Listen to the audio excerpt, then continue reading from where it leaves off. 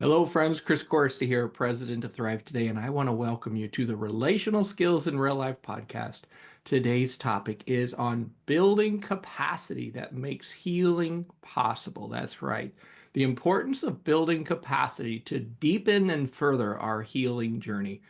Friends, I'm very excited about today's podcast because we're going to hear from a Thrive friend who shares the significance of growing relational skills, which increased his capacity so that he could process some pain from his childhood.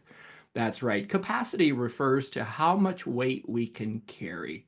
Or as Dallas Willard would say, capacity is the ability to hold on to what we have received. You see, capacity sets the limits on how much pain and how much distress we can carry before we disconnect and shut down. Capacity is the strength that we have, the amount of joy and peace that we can carry weight. So the more joy and the more peace we have, the more weight we can carry. In fact, how well we manage the hard stuff in life really comes down to our working capacity.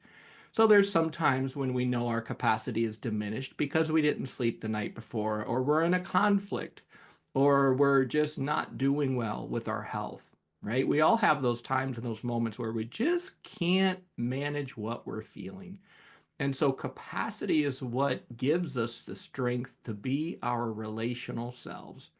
And anytime we run out of capacity, we're going to react. We're going to slip into the brain state we know as enemy mode, where the people I care about start to feel like problems and pain and annoyances.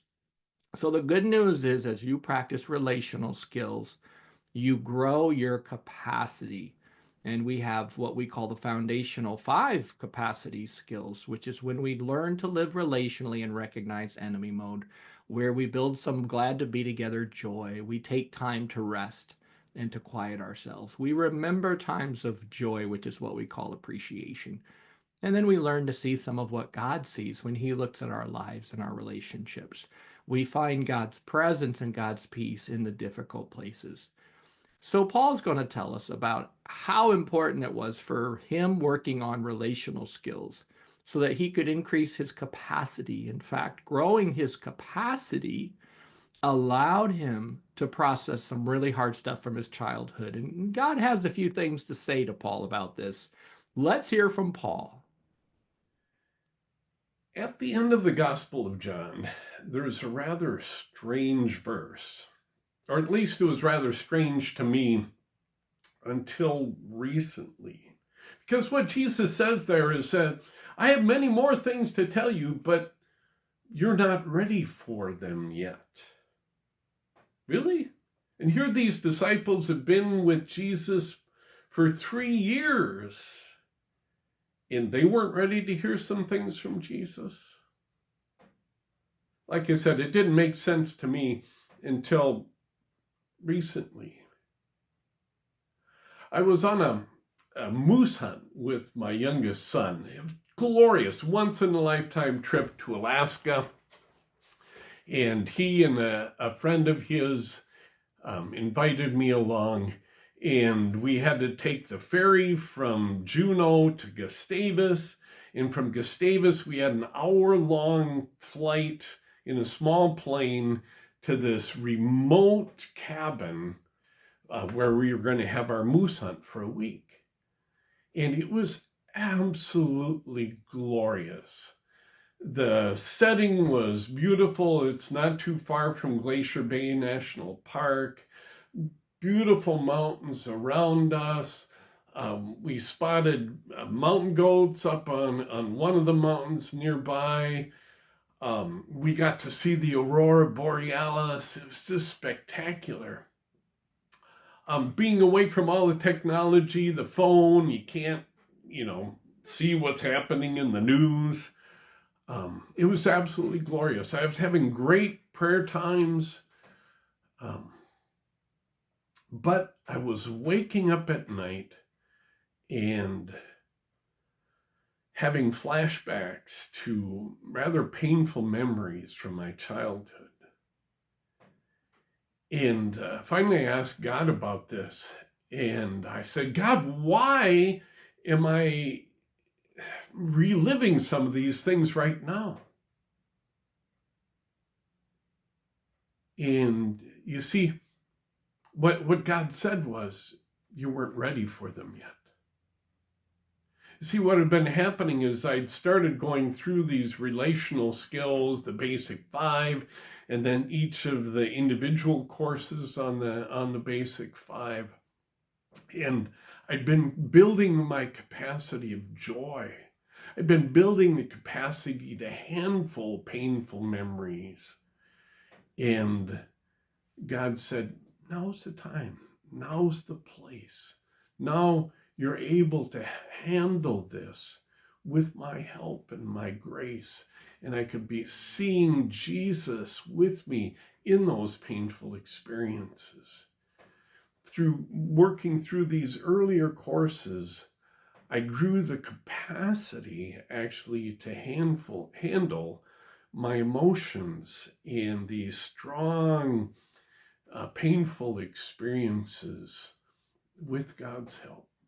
And that's my prayer for this course, is that you'd be able to experience God's love and his joy and learn how to handle these emotions.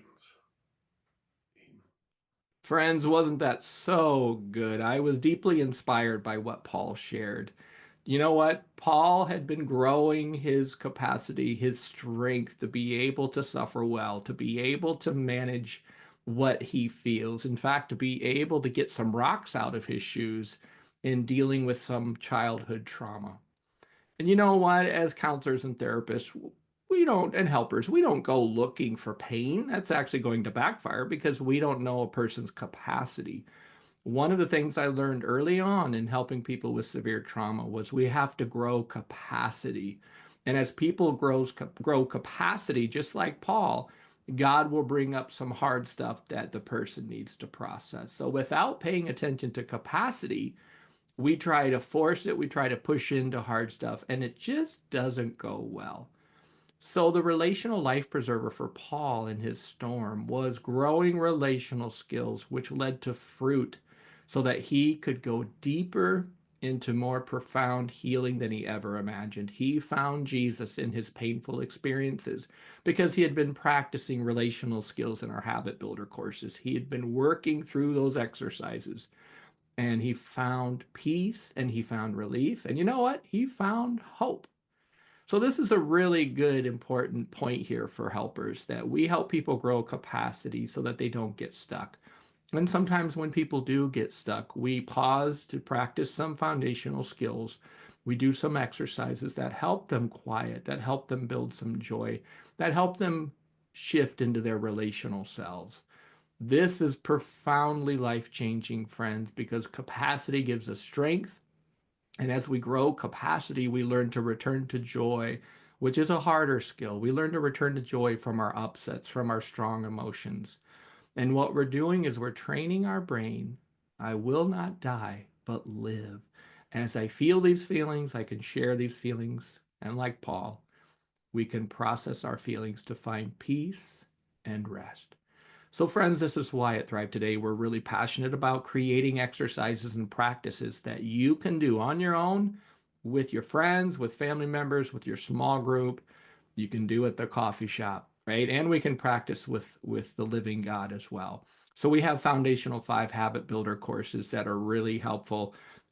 There's the best place to start on these habit builder courses is the foundational 5 overview course, but there are habit builder courses for all the 5 foundational skills. And we have this new Return to Joy habit builder course that I'm really excited about so that you can start strengthening and deepening those pathways in your brain to get back to joy and peace anytime upsets and emotions arise. My friend Marcus Warner and I wrote a book called The 4 Habits of Joy-Filled People. And these are all resources that we can use to grow capacity so that we stay our best, most relational selves.